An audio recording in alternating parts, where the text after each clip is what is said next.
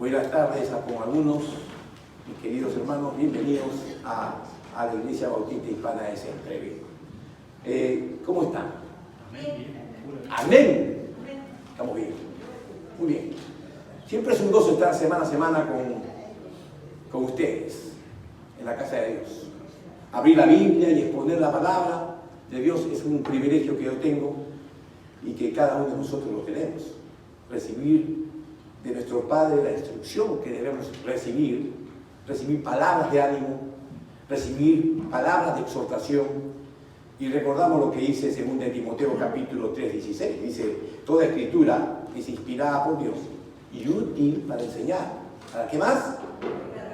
Para redarguir. ¿Para qué más? Para corregir. ¿Para qué más? Para instruir en justicia, a fin de que ¿qué? De que el hombre de Dios sea perfecto, para toda buena obra. ¡Qué tremenda palabra! Y eso lo escribió Pablo, para que se nos quede en la cabecita y que no entienda. Si aquella persona que no entiende para qué lee la palabra, ahí está la respuesta. Y estos pasajes tienen este propósito.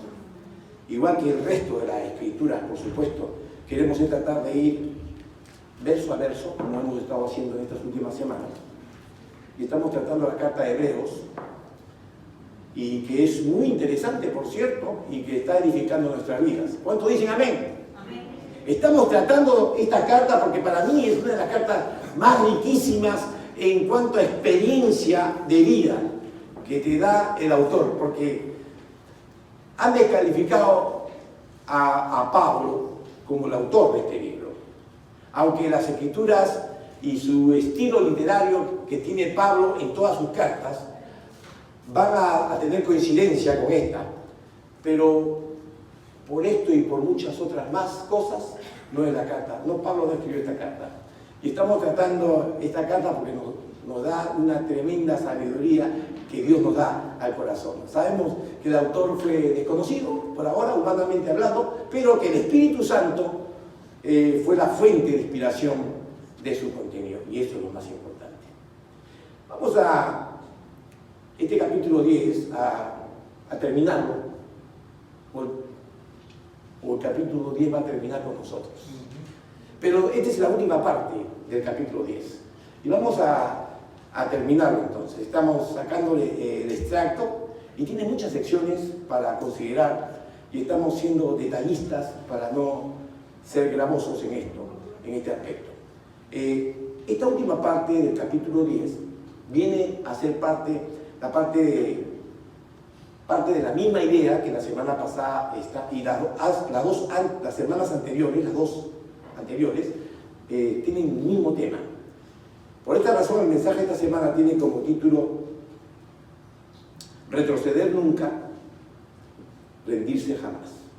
A creer y permanecer en la fe que nos ha sido concedida y no fluctuar, porque lo que quiere el autor es que estemos firmes en la profesión de nuestra esperanza. Y si recordamos algo, el propósito de la carta es mostrar a Jesucristo superior a todo lo que existe. Pero también el otro propósito principal de esta carta, y recordemos que la semana pasada hablamos un poquito de esto, animar a los cristianos que estaban bien desanimados y ellos estaban muy tristes, cansados y cargados, como muchos de nosotros en este tiempo también lo estamos, y estaban considerando dejar atrás la fe. Yo no sé cuántos acá están considerando dejar la fe, no creo que muchos, pero esa era la situación de la iglesia de los hebreos. Y entonces es animar a los cristianos a que estaban bien desanimados, que estaban cargados, estaban considerando salir. Estaban considerando dejar esta fe, la fe que les ha salvado, la fe que los ha hecho pasar de la muerte a la vida. Necesitamos entender algo, que no podemos ser tan duros al pensar como pensaban en aquel entonces los creyentes de la iglesia primitiva. Porque en el tiempo en que se escribe esta carta, el tiempo de la iglesia primitiva, si tú eras judío, quiero decirte lo que iba a pasar contigo. y te convertías al cristianismo, estabas renunciando a muchas cosas, a muchos privilegios que tenían los judíos. Estabas renunciando a tu patria, porque eran los que renunciaban a la fe judaica, eran traidores. Estabas renunciando a tus símbolos, a tu identidad nacional, a tu propia familia estabas renunciando. Es decir, tenías problemas sociales, económicos, culturales, y las ibas a abandonar por siempre. Todo se iba a acabar. Te ibas a ir en contra de todo. Para ser cristiano tenías que animarte a eso. Hoy en día nuestras demandas no son muchas, que digamos.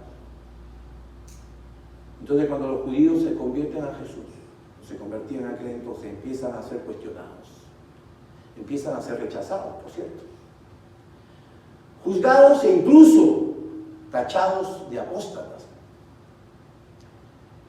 Y si lo pensamos un poco, para algunos de nosotros, en nuestra cultura, de donde venimos, sea cual fuera el país que venga, podríamos más o menos identificarnos con esto, de alguna manera, ya que en nuestros países hay una religión tradicional, muchas veces oficial, ¿no? Y cuando una persona se convierte a Jesucristo, de repente la familia se le viene encima. Y yo soy testigo de eso. Y te tiene como traidor y tus amigos te dicen, ya no te quieren frecuentar porque eres estorbo para ellos, ¿no es cierto? Y te dicen todo tipo de calificativos, desde que eres de los aleluyas hasta que ya no hablen, ya no hablen porque ya viene el cristiano. Se lo hemos vivido todos. El que no lo ha vivido no tiene esa partecita que tenemos de la oposición. Algunos te dicen, ¿cómo es posible que hayas traicionado a la religión de tus padres y de tus abuelos cuando se convertían a Jesús y abrazaban el Evangelio? Hermano querido, seguir a Jesús cuesta. Tener que pasar por esto y por muchas cosas más. Dice, había una persona que vendía cruces en la puerta de una iglesia. Y decía, cruces baratas, vendo cruces baratas. Y me puse a pensar, yo no encuentro todavía una cruz barata, porque la cruz de Jesucristo nunca fue barata. Tener que pasar por esto, por muchas cosas más, pero problemas, tribulaciones, rechazos, burlas, escarnio, bullying y demás cosas, ¿no es cierto? Y puede ser algo difícil de enfrentar. Tan difícil que algunos consideran que la idea de volver atrás. Algunos dicen, ya no puedo más, y abandonan la fe. Amados, el propósito de esta carta es animar y enfocar a personas que pueden sentirse de esta forma. Porque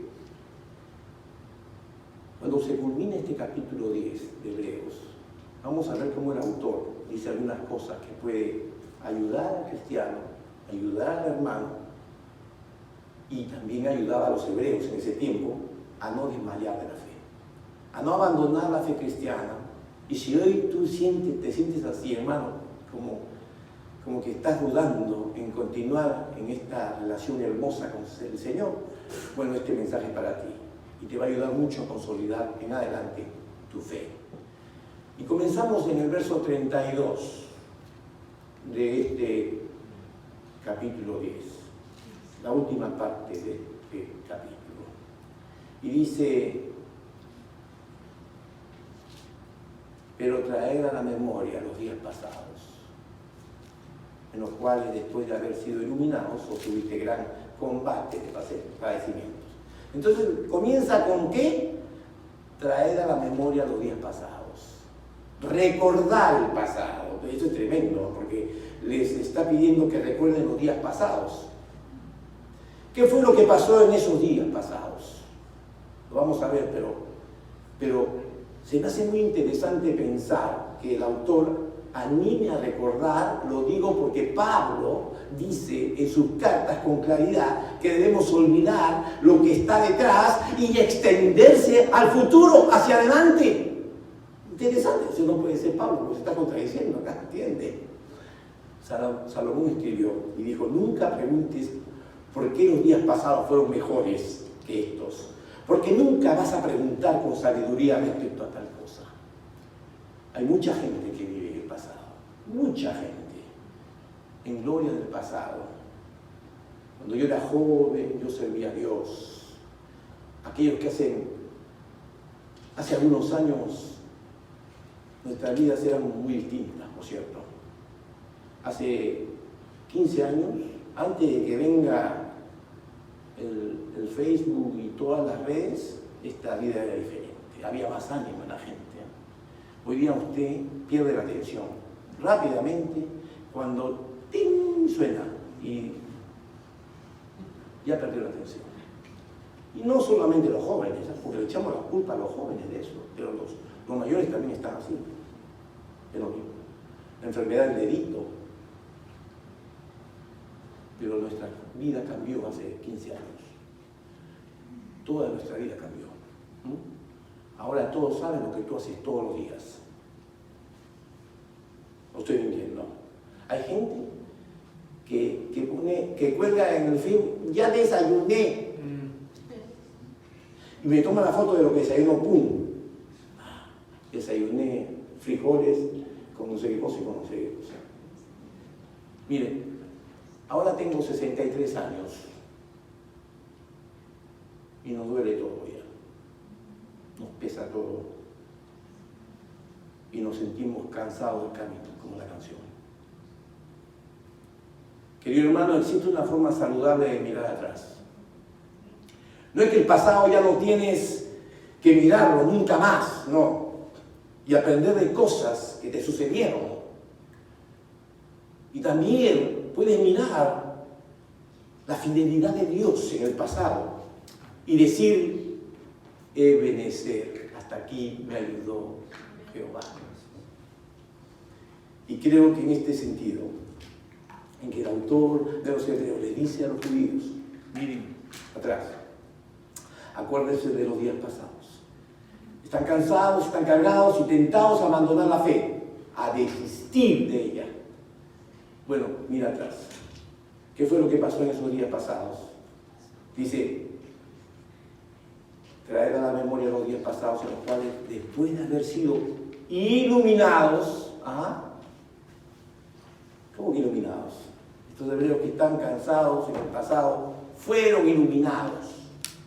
Es decir, esto habla de ese momento en que la luz resplandece en las tinieblas. Y para darte cuenta quién es Jesús, y eso nos pasó a todos.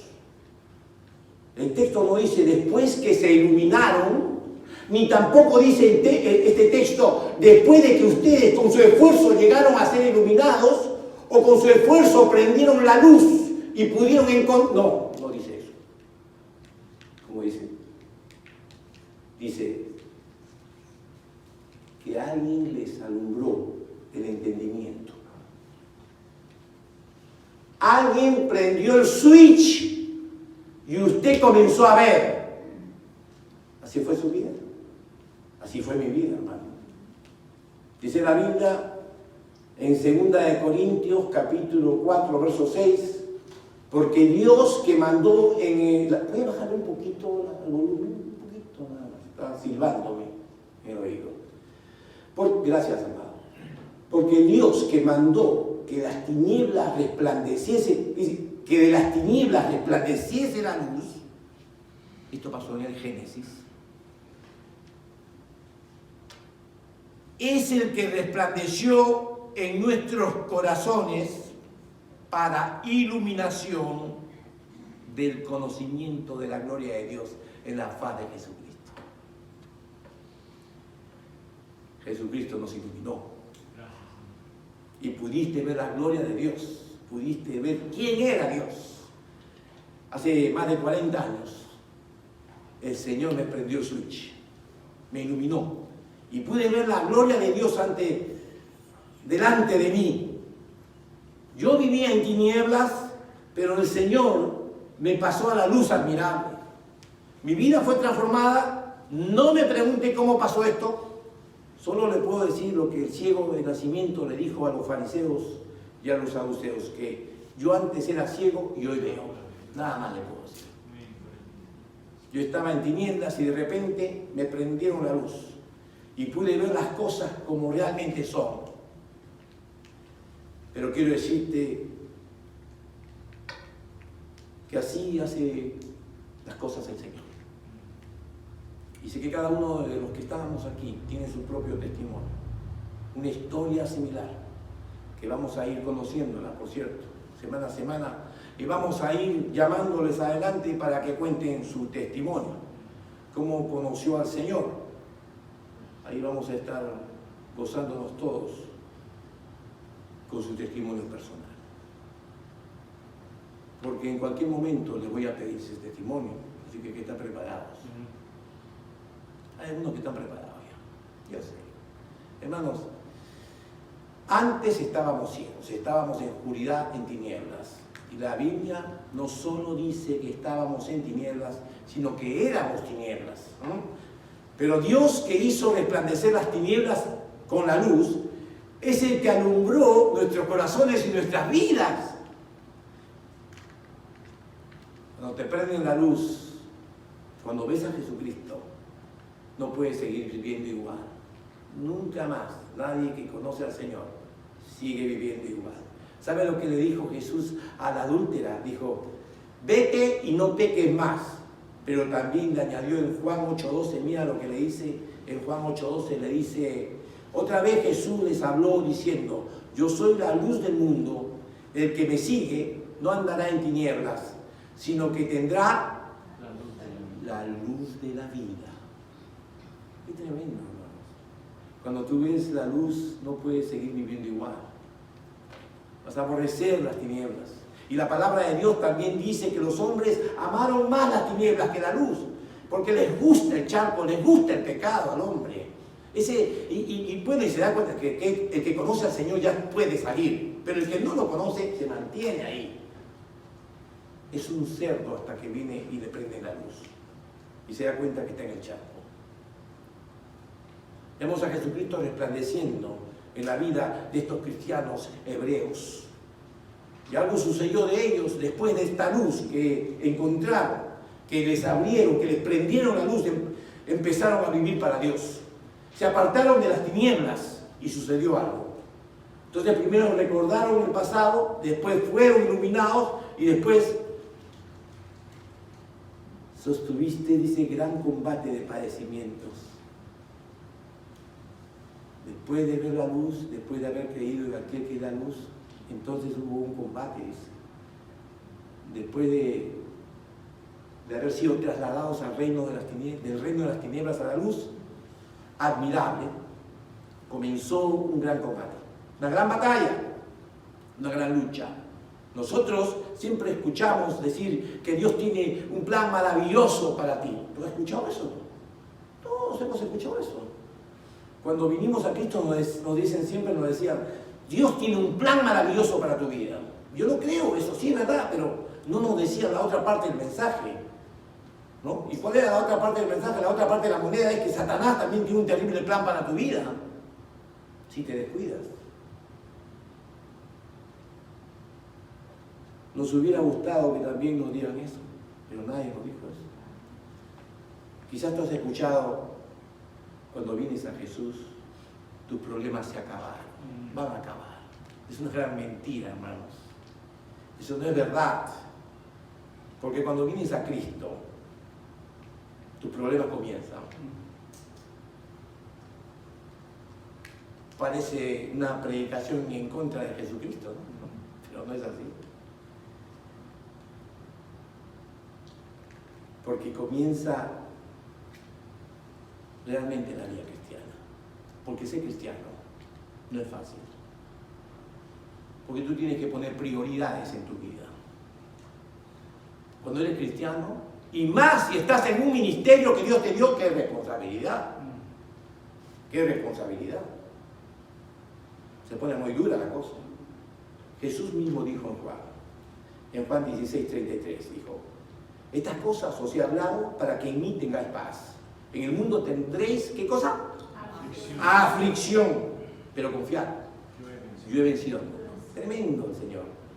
En el mundo tendrás aflicción porque estamos viviendo contra la corriente. Somos una sociedad que va contra la corriente. El cristianismo es eso. Y si nunca te enteraste, te lo digo hoy. El cristianismo siempre va contra la sociedad, contra la corriente de la sociedad. Exactamente. Vivimos en un mundo hostil al Evangelio. Realmente es complicado, hay aflicción, hay pruebas, pero Jesús nos dice: confíen, yo he vencido al mundo, comienza el gran combate. Fuiste iluminado y comienza un gran combate de padecimiento. Hermano, algunos quisieran obviar esta parte, ¿no? Pero no se puede. Y algunos quieren obviarlo y hacen un corto camino por ahí, un shortcut, ¿no? Y quieren, ya yo agarro esto y me voy por este caminito que es más fácil y más rápido. Y nos vemos en la esquina. No. ¿Qué tipo de padecimiento está hablando? El verso 36 de Hebreos nos define ese padecimiento. Por una parte, ciertamente, con vituperios y tribulaciones fuisteis hechos espectáculo. Aquí ya viene, vamos a estudiar un poquito la palabra de Dios. La palabra vituperios habla de burlas, habla de humillación. Y la palabra tribulación es el concepto de estar a presión constantemente.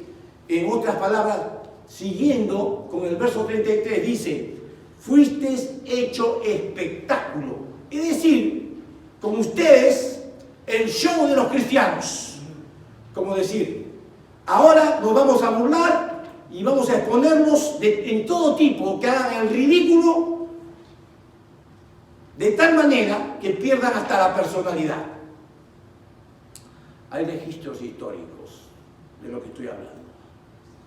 En donde se dice que el Imperio Romano, al mando de Nerón, el César Nerón, era el que gobernaba mientras escribía esta carta. Él hacía con los cristianos el circo romano, ¿no? Hacía que los leones se comieran a los cristianos delante de todos, ¿no? Ellos morían abrazados, siendo despedazados por los leones. Y también se dice que en la casa de este mismo César de Nerón, él quemaba a los cristianos y los ponía a alumbrar los grandes jardines con los cuerpos de los cristianos. Realmente esto sí era una tribulación hostil. Era humillación, era vergüenza, era aflicción. Y el día de hoy, aunque nosotros experimentamos cierta humillación, cierto ridículo, cierto bullying en las escuelas, no nos tiene que preocupar frente a esta realidad que vivían nuestros hermanos de la iglesia primitiva. Estamos lejos de enfrentar tribulaciones semejantes a la de nuestros hermanos de aquel entonces. Y a veces, aun cuando es por cosas menores, queremos tirar la toalla. No, mi hermano me miró mal, ya no voy a ir, ya no voy. O esa que se levanta a la mañana, no tengo ganas de ir, no tengo cara de ir, no voy. ¿Ah? Puedes imaginarte cómo se sienten y cómo se sentían los hermanos de la iglesia primitiva perdiendo sus trabajos, ¿ah? Por causa del Evangelio, perdiendo sus posesiones, su familia, su casa, su dignidad misma, incluso si te amenazaban en matar a tu esposa, a cerrar a tus hijos, si no negabas tu fe. Eran cosas muy fuertes, hermanos, a las que se enfrentaban los creyentes. Por una parte, vituperios y tribulaciones, fuisteis hecho espectáculo, pero hay otra parte que agrega el verso 33. Y por otra, dice, y por otra llegasteis a ser compañeros de los que estaban en una situación semejante. Y se le segregaba y solo podían asociarse a otros que estaban en su condición como cristianos, ¿no es cierto? Tú eres cristiano, no, tú a un lado, por otro, no podías estar compartiendo con la sociedad. Tú ya no eras parte de esa comunidad en la sociedad. Se les hacía de lado y se les metían los circos, como le estábamos diciendo.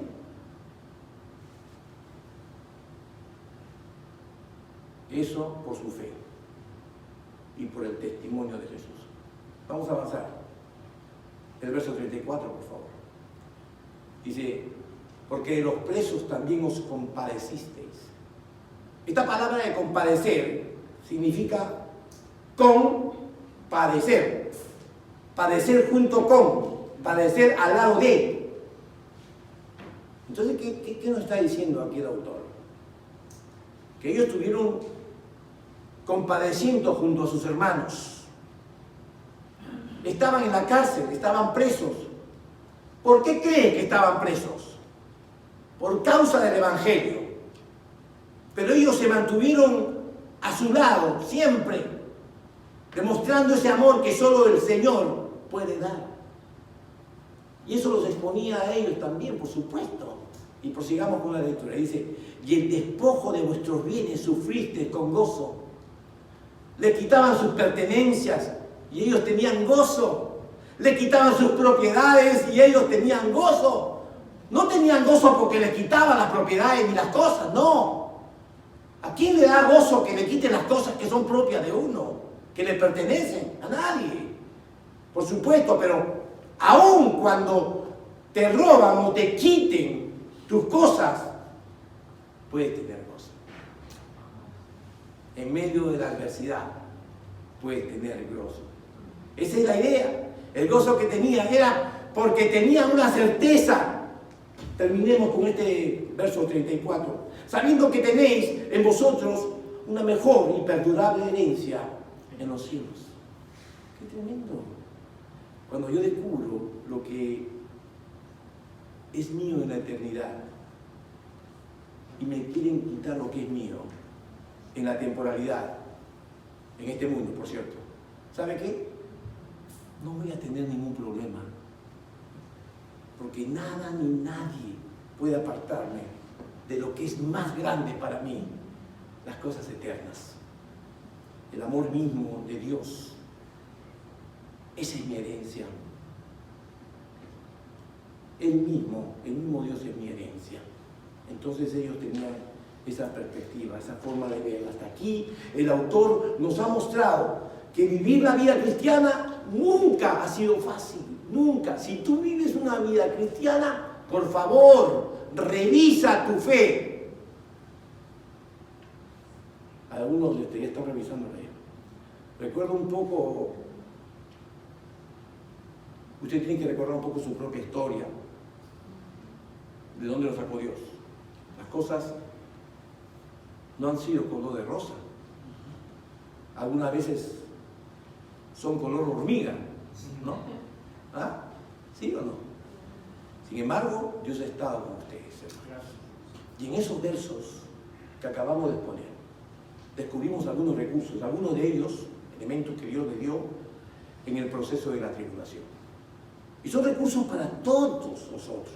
Cuando tú miras hacia atrás y ves todo lo que Dios ha hecho contigo, vas a poder ubicar ciertos recursos espirituales, ciertas bendiciones que Dios te ha dado en medio de estos tiempos difíciles. En primer lugar, en el verso 32 nos dice, Dios les dio resistencia o paciencia, porque dice, pero traed a la memoria los días pasados en los cuales después de haber sido iluminados, sostuvisteis gran combate. Esta palabra sostuvisteis es la misma palabra que se usa para paciencia, upomeneo en el griego.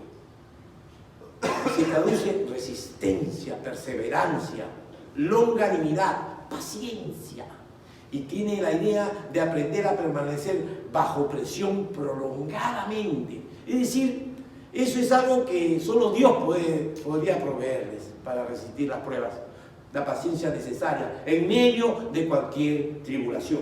puedes recibir tú la paciencia y la resistencia, el carácter para enfrentar las pruebas. Y muchas veces eso es lo que falta en el hombre y en la mujer de este tiempo. El primer problema que tiene, ya se quieren volar de la cinta. Yo no quiero saber la película de aquí. Y esto es lo que Cristo trae a nuestras vidas. Tiene el Espíritu de Cristo. Si tú lo tienes, el Espíritu de Cristo, no tienes por qué sufrir y no tienes por qué estar inseguro en la vida. Como dice la palabra, el fruto del Espíritu es como amor, gozo, paz, paciencia,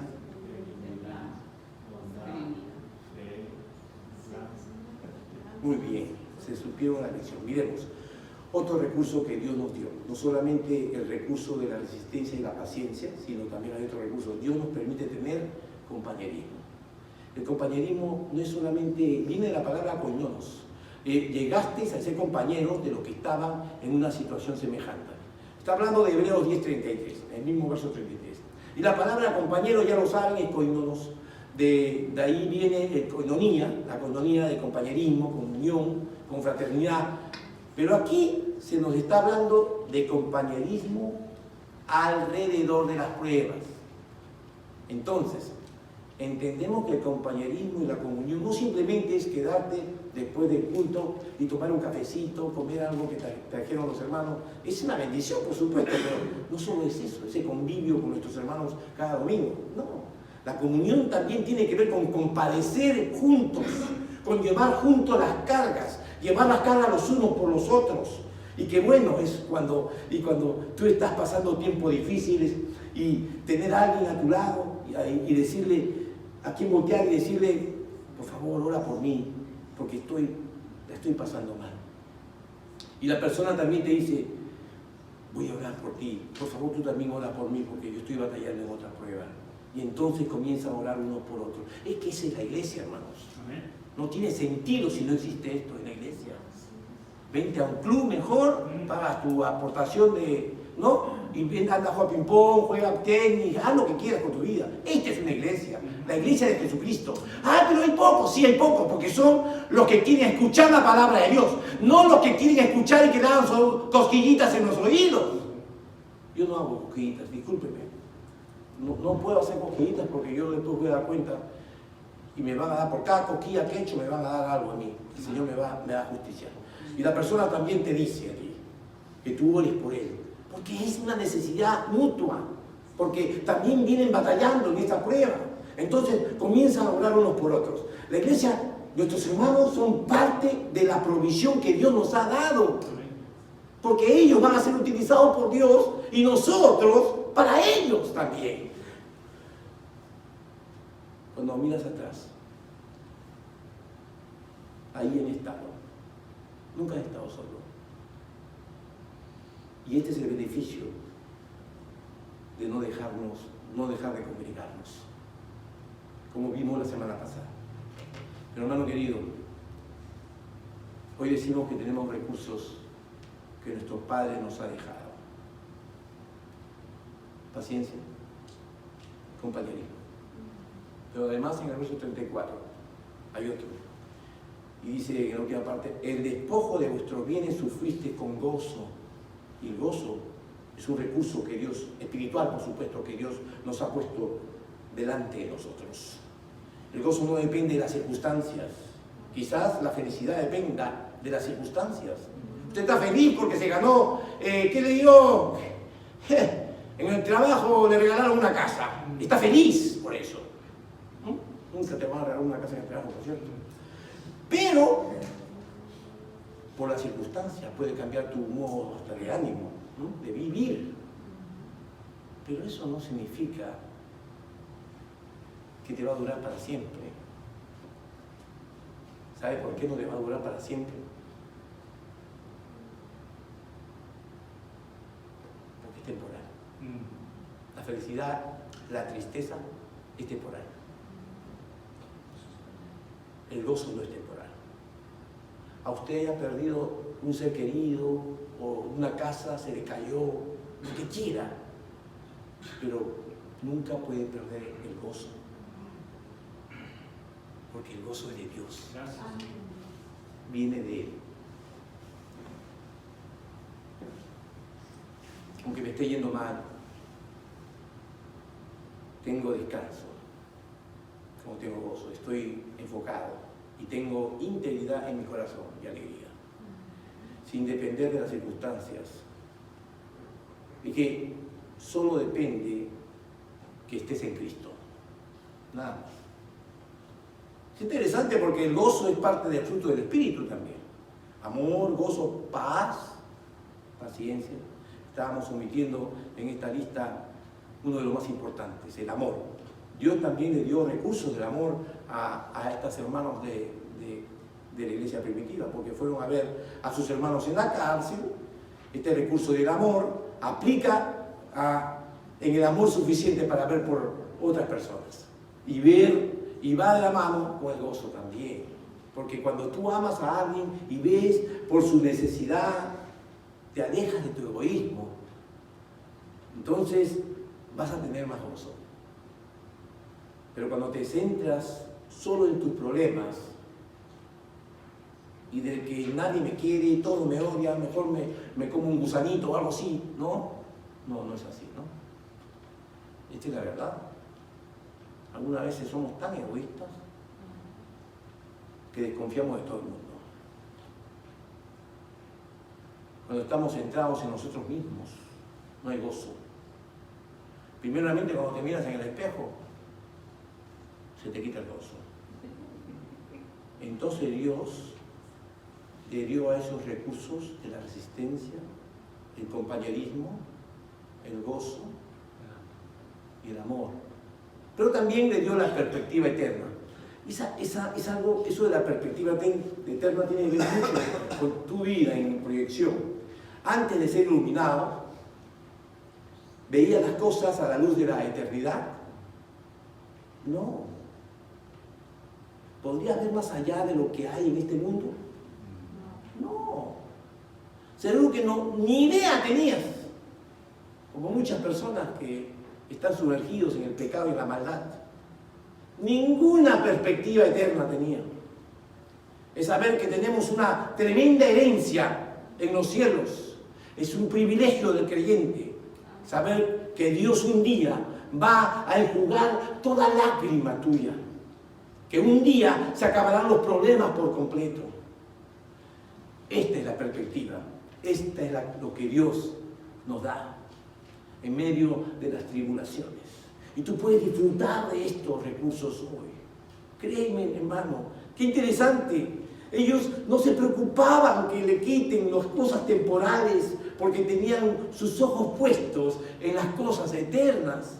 Hermano querido, tristemente, la iglesia, con el paso de los años, ha venido perdiendo esta herencia reservada en los cielos. Como Pedro dice, esa herencia incontaminada, incorruptible, inmarcesible, conservada para ustedes.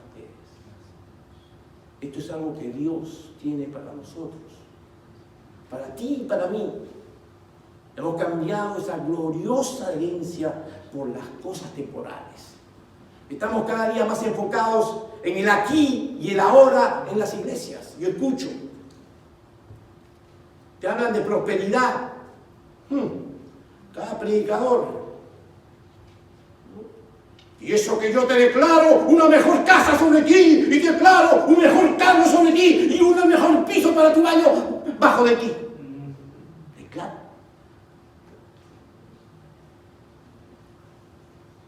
Y estamos enfocados en eso.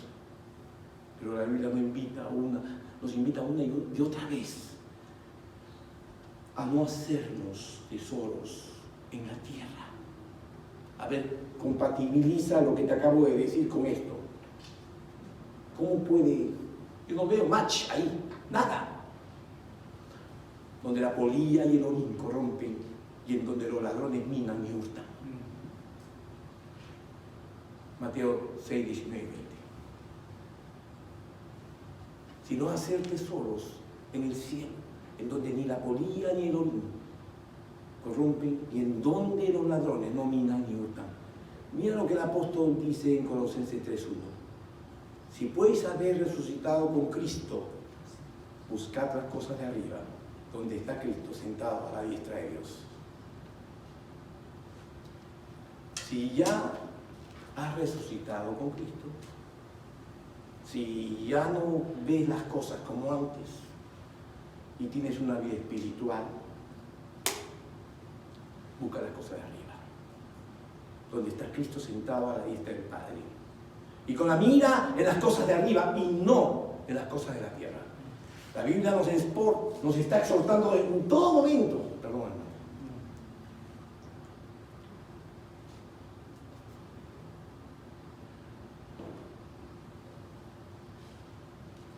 De dejar mirar las cosas de arriba, de la tierra. Y en cambio tienes que mirar las cosas de arriba. Y muchas personas están esperando una herencia, que está durmiendo el sueño de los injustos, que un tío le dejó una herencia y la persona, yo conozco personas así, pues me voy a lo que conozco, ¿no? Y no puede ni dormir, y hace 5 años que le heredaron y no ha dormido ni una noche completa. Se ha acabado como 20 años la señora. Yo digo, ¿qué tipo de herencia te va a quitar los años de vida? ¿Por qué no miramos la herencia eterna que Dios nos da?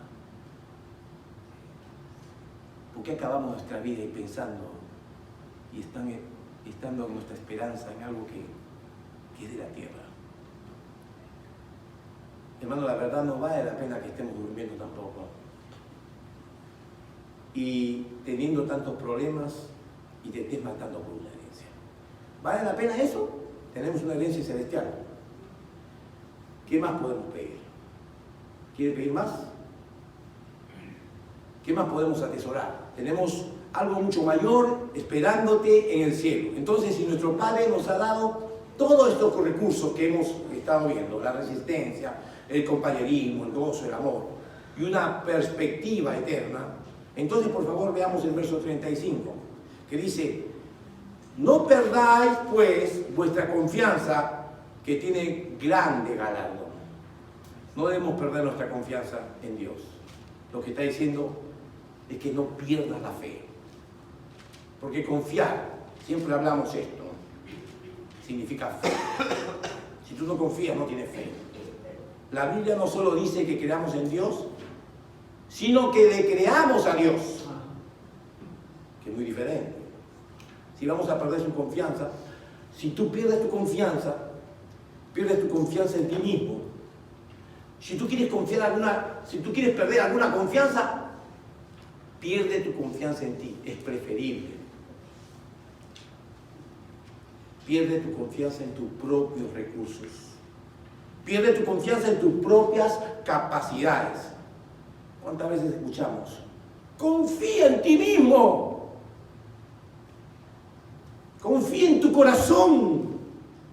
Muévete de acuerdo a lo que tu corazón dictamine. Pero la palabra de Dios dice que nuestro corazón es engañoso y perverso. Confía. Confía. Yo soy un pecador. En mi carne no mora el bien. Yo quiero hacer lo que yo quiero. Mi propia voluntad y no la voluntad de Dios. ¿Y cómo vas a confiar? En ti. Mejor confía en el Señor. Hermano,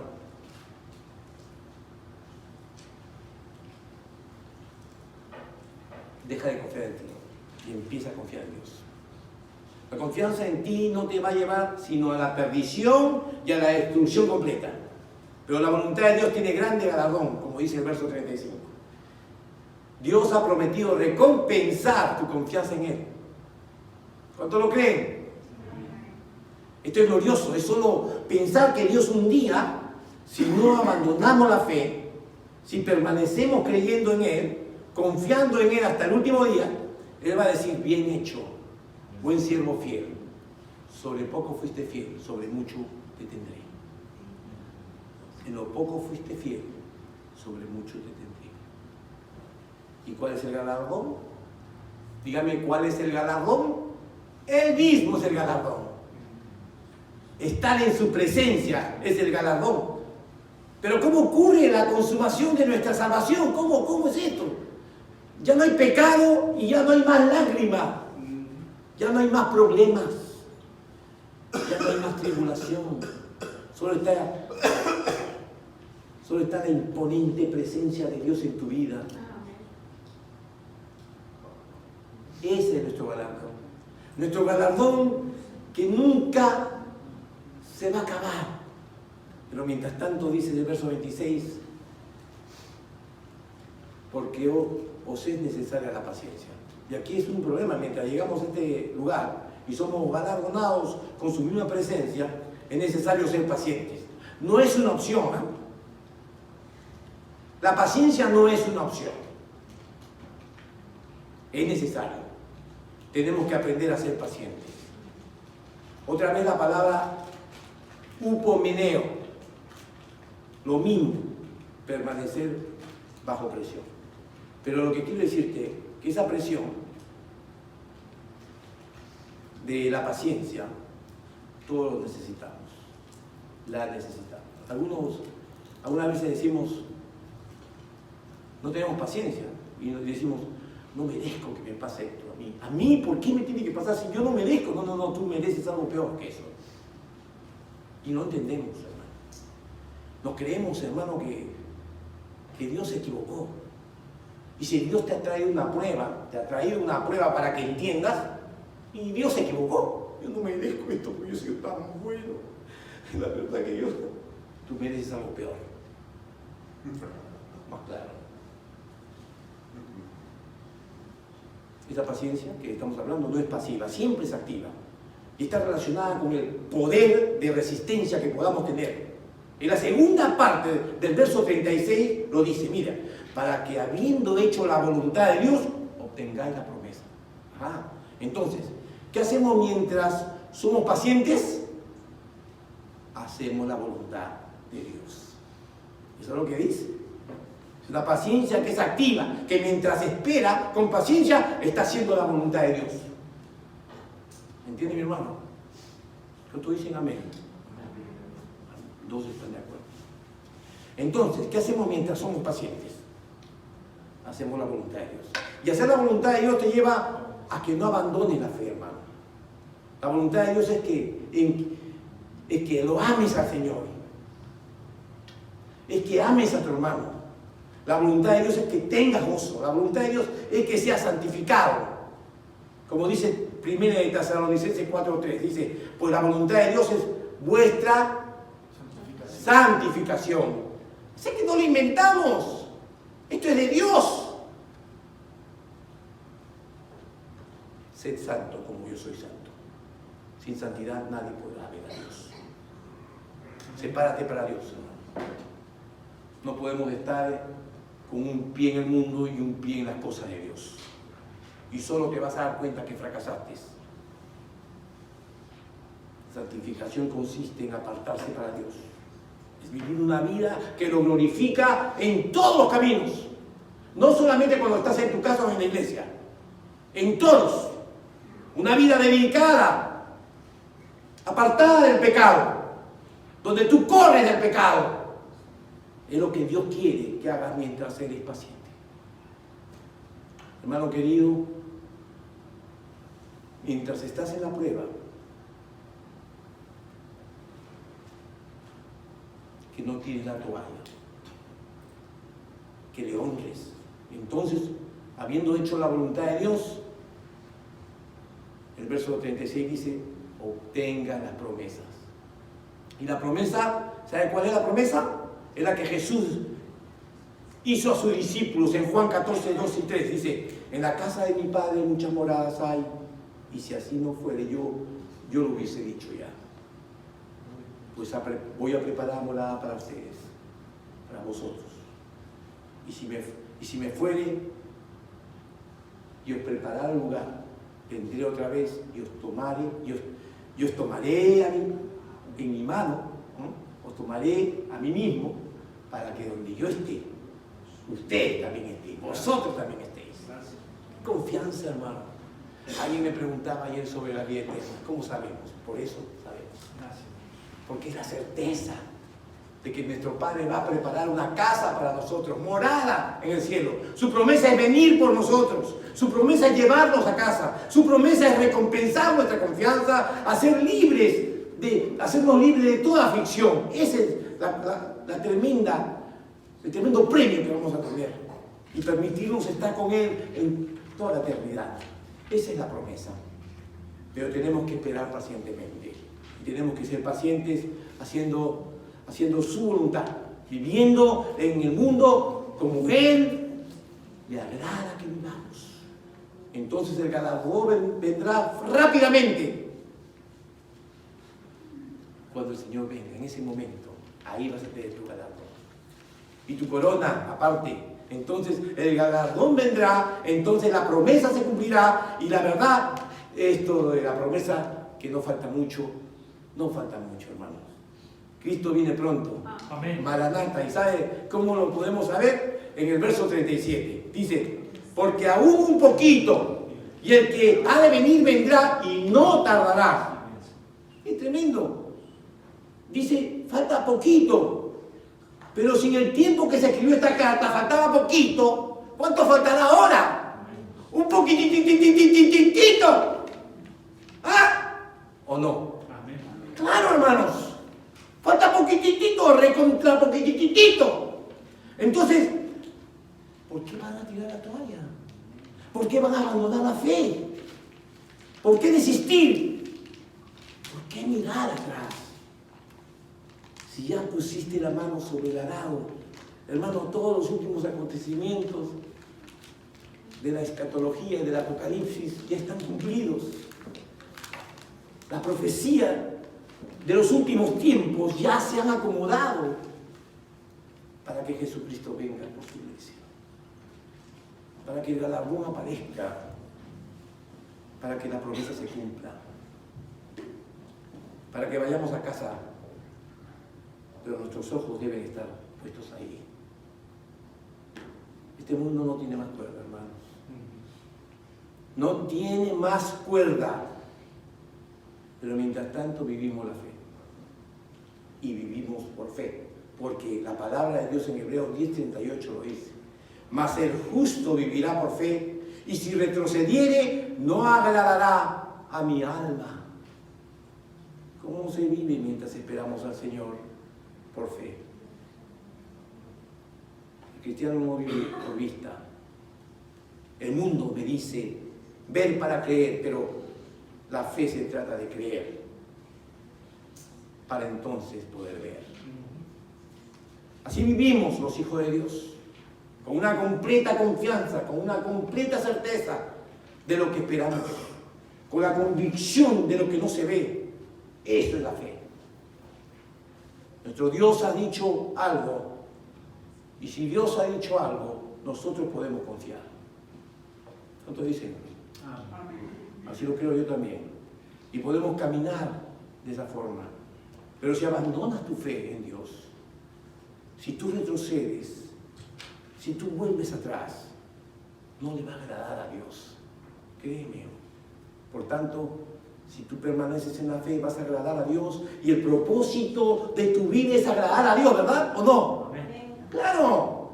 Sin fe es imposible agradar a Dios, dice la Biblia. Mira cómo termina este pasaje en el verso 39. Dice, pero nosotros somos de los que retroceden para perdición. No somos de los que retroceden para perdición, sino de los que tienen fe para preservación del alma. Hermanos, esta tarde podemos hacer de esta declaración algo nuestro. Y puedes hacer de esta declaración algo tuyo también, muy personal. Porque hay personas que no soportan la tribulación, que no soportan la presión y que no quieren estar en la fe y abandonan pronto la fe por cualquier prueba. Mi hermano querido, no estamos diciendo que esto tiene que ver con lo fuerte que seas o lo débil que seas. No tiene nada que ver contigo. Esto no es con tus fuerzas. No se trata de poner voluntad. Y como dicen, échale ganas. No, eso no es. El asunto, no te estoy diciendo esto. Solo te digo que separado de Él, nada podemos hacer. Nada. Por lo tanto, aférrate a Él. No lo sueltes y echa mano de todos los recursos que hoy te ha dado el Señor. Adelante. La resistencia, el compañerismo, el gozo de la herencia, de la promesa que ha de venir y de esa confianza, de la paciencia, del amor que te ha dado.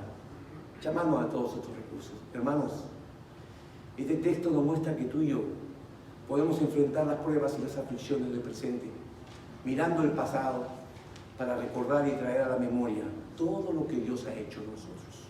Pero también teniendo el ojo o los ojos puestos en el galardón, en la promesa, en el futuro que Dios tiene. Ese futuro estás incluido tú. Que Cristo viene pronto y su galardón con Él. Pronto se terminará la aflicción que tenemos, la aflicción que vemos. El último verso de esta tarde es 2 Corintios 4:18 y dice: no mirando nosotros las cosas que se ven, sino las cosas que no se ven. Pues las cosas que se ven son temporales, pero las cosas que no se ven son eternas. No podemos vivir nuestra vida viendo lo que se ve solamente. Y a eso mucha gente vive así. No debemos seguir mirando lo que se ve, sino lo que no se ve. Y cuando nosotros tengamos esas sensaciones, esa vista espiritual de ver lo que no se ve, hermanos, el Señor está cerca de ti. El Señor está hablando contigo. La gran pregunta es: ¿dónde está poniendo tus ojos en este tiempo? ¿En las cosas de abajo o en las cosas de arriba? No todos tienen esta esperanza que tienes tú. No todos pueden ver las cosas espirituales. Hay gente que le va muy mal en la vida. No es por causa del testimonio de Cristo que le va mal, pero le está yendo mal. Y no tienen a quién recurrir. Y no tienen a quién orar. No saben de qué se trata la vida. Pero el cristiano tiene recursos para no vivir así. El cristiano sabe que Dios tiene un propósito para su vida. Y no porque te lo dicen, sino porque Jesús te lo dice. En medio de todas las cosas que enfrentan, sabemos que Dios está en su trono. Y nada ni nadie lo va a mover de allí. A pesar de las tribulaciones y las aflicciones, tenemos un Dios que nos va a asistir en el momento. Él te va a llevar a la meta, porque Él comenzó en ti la buena obra, hermano, y la va a perfeccionar hasta el día de Jesucristo. ¿Cuánto lo creen? Amén, amén. Aquel que dijo que había de venir, va a venir, hermano. No es un mentiroso, Él viene.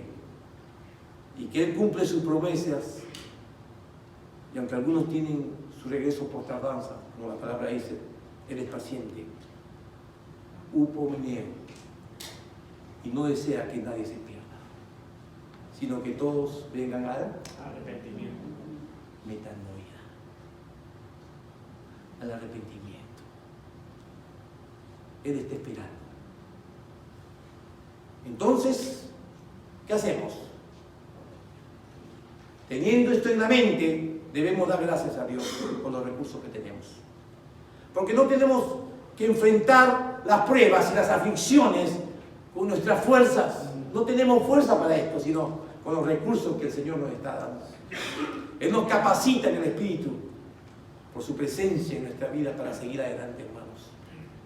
No desmayemos, prosigamos a la meta, al supremo llamamiento de Dios en Cristo Jesús.